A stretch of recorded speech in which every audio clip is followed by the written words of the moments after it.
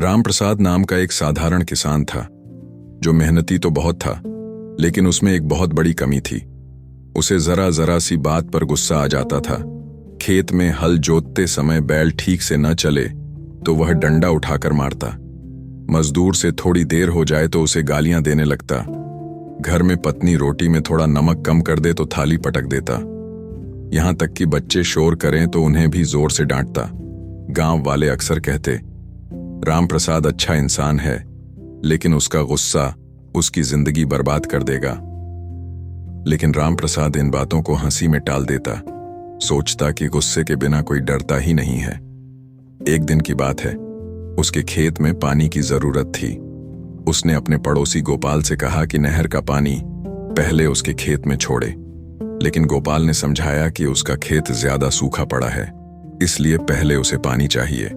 यह सुनते ही राम प्रसाद का खून खौल गया। उसने बात समझने के बजाय गुस्से में आकर गोपाल को धक्का दे दिया और दोनों में झगड़ा हो गया। मामला इतना बढ़ा कि गांव की पंचायत बैठ गई। पंचायत ने राम प्रसाद को समझाया कि गुस्से से सिर्फ नुकसान होता है और पड़ोसी से दुश्मनी अच्छी नहीं, लेकिन राम प्रसाद को लगा कि सब लोग उसके खिलाफ हैं। उसने गुस्से में पंचायत को भी कोस दिया और वहां से चला गया। धीरे धीरे उसका गुस्सा उसके रिश्तों को तोड़ने लगा। पड़ोसी उससे बात करना बंद कर दिए, मजदूर उसके खेत में काम करने से कतराने लगे और घर में भी माहौल भारी रहने लगा। पत्नी अक्सर कहती, तुम्हारा गुस्सा हमारे घर को खा जाएगा, लेकिन राम प्रसाद की समझ पर ताला पड़ा था। असली हादसा तब हुआ जब उसके बड़े बेटे ने गलती से बैल को खोल दिया और बैल खेत से बाहर भाग निकला। राम प्रसाद ने बिना कुछ सोचे बेटे को जोर से थप्पड़ मार दिया। बेटे की आंख से खून निकल आया। यह देखकर उसकी पत्नी रो पड़ी और बोली, आज तुमने बाप कहलाने का हक खो दिया। उस दिन पहली बार राम प्रसाद को लगा कि शायद उसका गुस्सा सच में उसकी जिंदगी उजाड़ रहा है। राम प्रसाद का मन उस दिन से बेचैन रहने लगा। उसे बेटे की आंख पर पड़ा घाव बार बार याद आता और पत्नी की कही हुई बात उसके कानों में गूंजती, आज तुमने बाप कहलाने का हक खो दिया। अगले दिन खेत में गया तो मजदूर काम पर नहीं आए, क्योंकि सबको डर था कि जरा सी गलती पर वह उन्हें गाली देगा या मारेगा। पड़ोसी गोपाल भी अब उससे नजरें चुराकर निकलने लगा। वह समझ नहीं पा रहा था कि उसकी गुस्से की आदत ने कब उसे इतना अकेला कर दिया। एक शाम वह गांव के मंदिर के पास बैठा था, तभी वहां से गुजरते बुजुर्ग पंडित जी ने उससे कहा, राम प्रसाद, गुस्सा आग की तरह है। अगर इसे संभाला नहीं तो यह पहले अपने घर को जलाता है, फिर दूसरों को। ये शब्द उसके दिल में तीर की तरह लगे। उस रात उसने पहली बार अपने जीवन के बारे में सोचा। वह मेहनती था, उसके पास खेत खलिहान था, परिवार था, लेकिन गुस्से की वजह से सब उससे दूर हो रहे थे। धीरे धीरे उसने ठान लिया कि अब गुस्से पर काबू पाना ही होगा। शुरुआत आसान नहीं थी।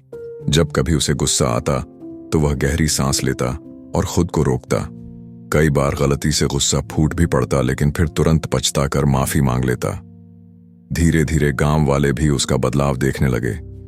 सबसे बड़ा मौका तब आया जब उसका पड़ोसी गोपाल का बैल उसके खेत में घुस गया और फसल खराब कर दी। पहले वाला राम प्रसाद होता तो जरूर मारपीट करता, लेकिन इस बार उसने संयम रखा। गोपाल से बोला, चिंता मत कर, अगली बार ध्यान रखना। यह सुनकर गांव वाले दंग रह गए। पत्नी और बच्चे भी उसके बदलते स्वभाव को देखकर खुश हुए।